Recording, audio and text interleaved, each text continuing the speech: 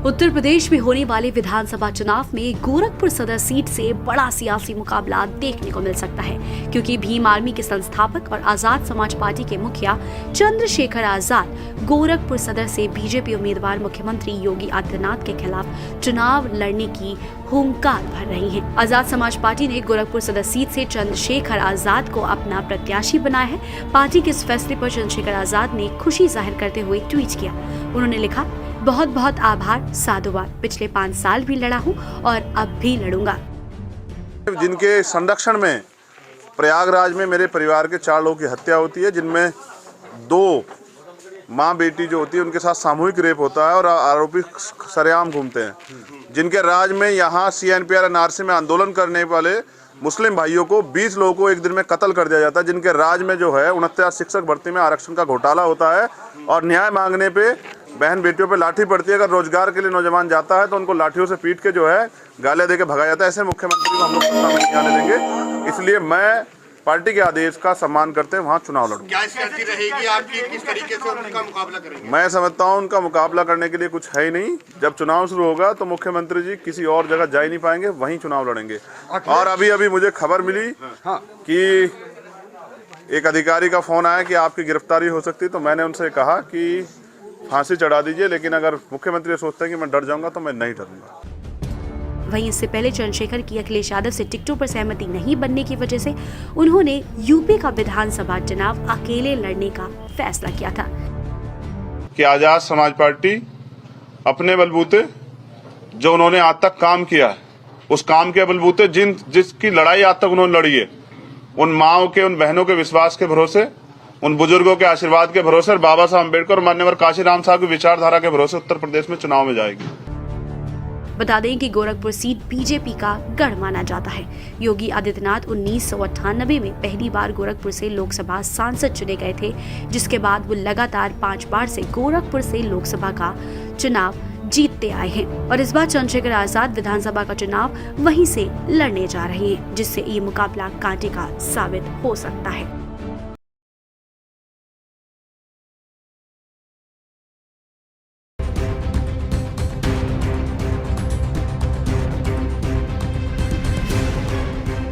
UP विधानसभा चुनाव में राजनीति के रंग अब खूब दिख रहे हैं। चुनावी बहस में पलड़ा कभी एक तरफ झुकता दिखता है तो कभी दूसरी तरफ।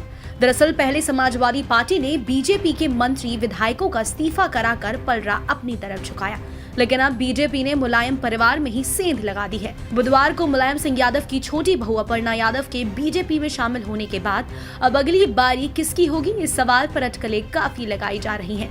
लेकिन गुरुवार को सपा को एक और बड़ा झटका लग गया। समाजवादी पार्टी के संरक्षक मुलायम सिंह यादव के साढ़ू प्रमोद गुप्ता भी अब बीजेपी में शामिल हो गए।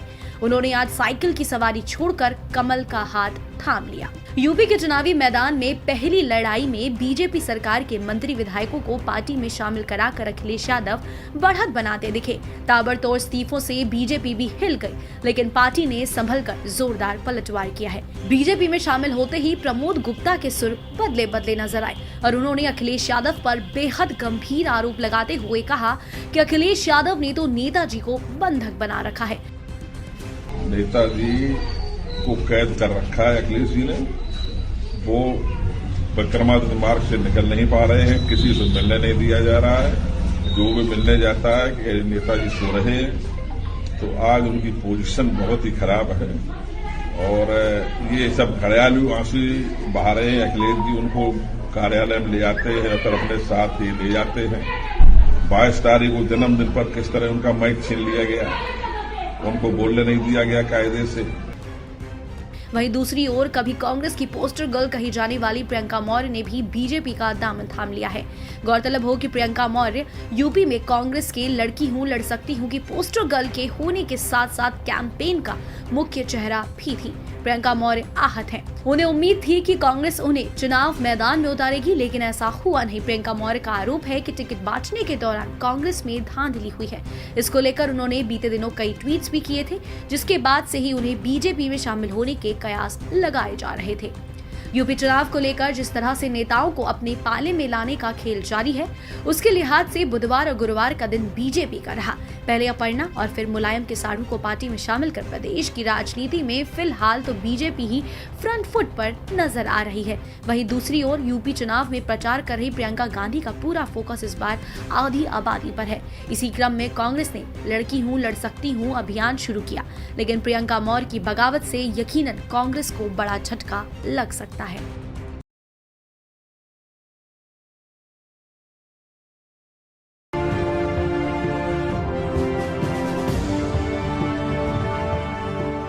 उत्तराखंड में चुनावी घमासान के बीच समीकरण लगातार बदल रहे हैं।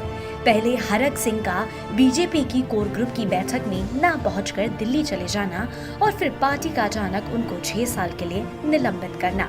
हरक सिंह रावत को पार्टी से निकालने और प्रदेश में कई उठापटक के बाद आखिरकार बीजेपी ने उत्तराखंड के लिए अपने उम्मीदवारों के नाम जनता के सामने रख दिए हैं। उत्तराखंड में होने वाले विधानसभा चुनाव के लिए बीजेपी ने अपनी पहली लिस्ट जारी कर दी है।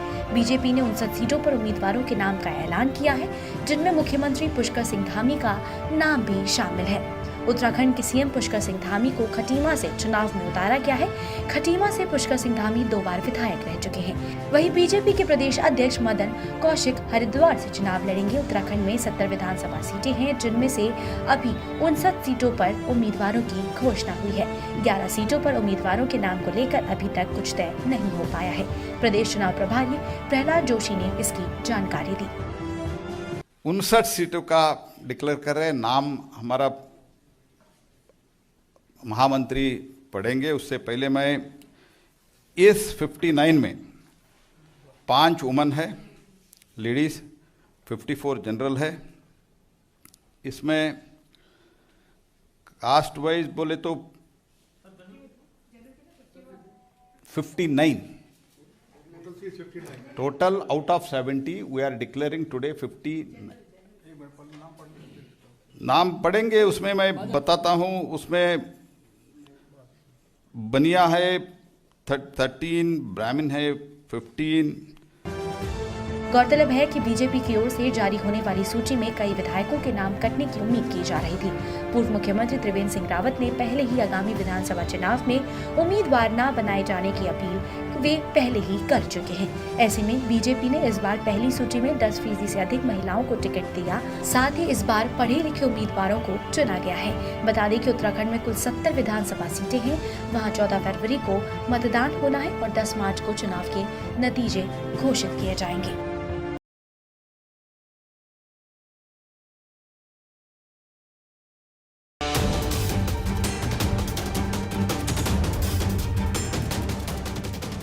उत्तर प्रदेश में विधानसभा चुनाव की पहले चरण की वोटिंग से ठीक पहले मुलायम सिंह यादव की छोटी बहू अपर्णा यादव आज बीजेपी में शामिल हो गई। भाभी अपर्णा के बीजेपी में शामिल होने के बाद अब सपा प्रमुख अखिलेश यादव की भी प्रतिक्रिया सामने आई है। अखिलेश ने अपर्णा यादव को तंज भरे लहजे में बधाई दी। साथ ही उन्होंने कहा कि नेताजी ने उन्हें समझाने की कोशिश की, लेकिन वो नहीं मानी। वहीं उन्होंने बीजेपी पर निशाना साधते हुए कहा कि अपर्णा के बीजेपी में जाने से समाजवादी पार्टी की ही विचारधारा का विस्तार हो रहा है। सबसे पहले तो मैं बधाई दूंगा और शुभकामनाएं, और साथ ही साथ हमें खुशी इस बात की है कि समाजवादी विचारधारा का विस्तार हो रहा है। समाजवादी विचारधारा का विस्तार जो हो रहा है, मुझे उम्मीद है कि हमारी विचारधारा वहां भी पहुंच करके और संविधान और लोकतंत्र को बचाने का काम होगा। आपको लगता है नेताजी का आशीर्वाद होगा इस कदम के पीछे? नेताजी ने बहुत कोशिश की समझाने की, नेताजी ने बहुत कोशिश की समझाने की। यूपी के चुनावों को देखते हुए सभी पार्टियां जनता को लुभाने के लिए बड़े बड़े वादे कर रही हैं। इसी कड़ी में बुधवार को अखिलेश यादव ने भी बड़ा वादा करते हुए प्रदेश में समाजवादी पेंशन योजना को शुरू कर हर जरूरतमंदों को हर साल 18,000 रुपए देने की घोषणा कर दी। समाजवादी पेंशन योजना को पुनः शुरू किया जाएगा। इसके अंतर्गत वृद्ध जरूरतमंद महिलाएं, बीपीएल परिवार, उनको प्रति वर्ष 18,000 रुपए पेंशन देने का काम समाजवादी सरकार में किया जाएगा। वहीं अखिलेश के आजमगढ़ से चुनाव लड़ने की अटकलों और अपर्णा यादव को बीजेपी में शामिल कराते समय डिप्टी सीएम केशव प्रसाद मौर्य के अखिलेश यादव को चुनावी निर्वाचन क्षेत्र नहीं बताने के तंज पर अखिलेश ने कहा कि वो जनता से अनुमति लेकर ही चुनाव लड़ेंगे। मैं आजमगढ़ की जनता से अनुमति लेकर के ही चुनाव लड़ूंगा, अगर चुनाव लड़ता हूं तो। नहीं, आजमगढ़ की जनता से अनुमति इसलिए लेनी पड़ेगी, वहां के लोगों ने मुझे जिताया है। अपर्णा यादव का बीजेपी में शामिल होने को बीजेपी अखिलेश यादव की बड़ी हार के रूप में बता रही है। वहीं दूसरी ओर अखिलेश यादव इसे समाजवादी विचारधारा का विस्तार बता रहे हैं। जाहिर है अपर्णा यादव पर दोनों पार्टियों में अभी और तीखी तकरार होगी, लेकिन किसे इसका फायदा मिलेगा और किसे नुकसान, ये सिर्फ नतीजों के आने के बाद ही साफ होगा।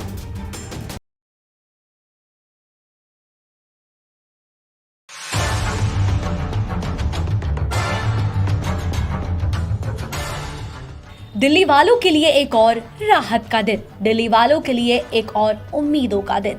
साल की शुरुआत होते ही कोरोना नाम की महामारी जिस तरह बड़े संकट के तौर पर उभर रही थी, उसमें अब गिरावट दर्ज की जा रही है।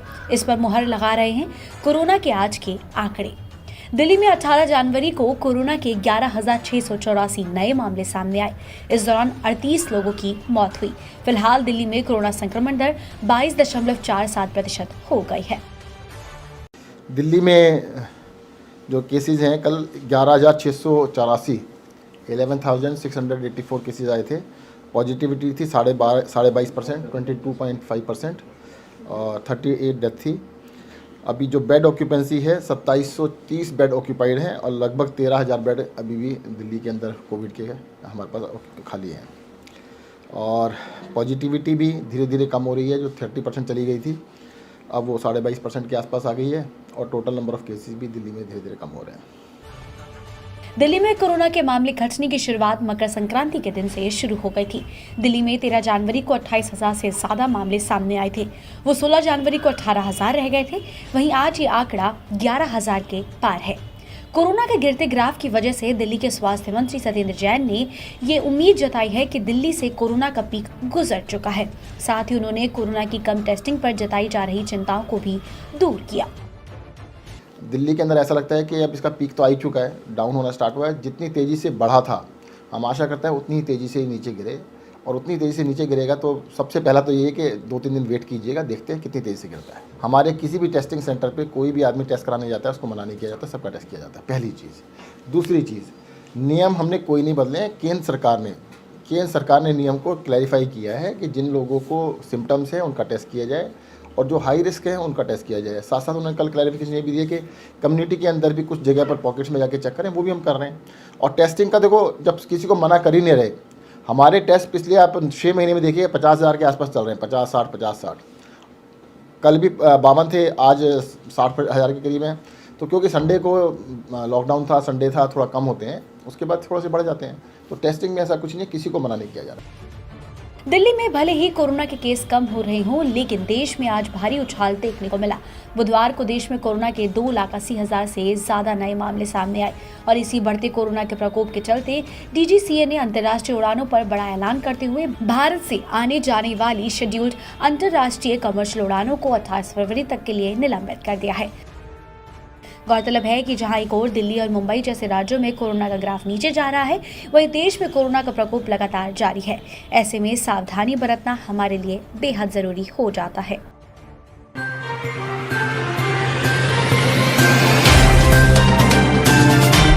Subscribe now and press the bell icon. Never miss an update.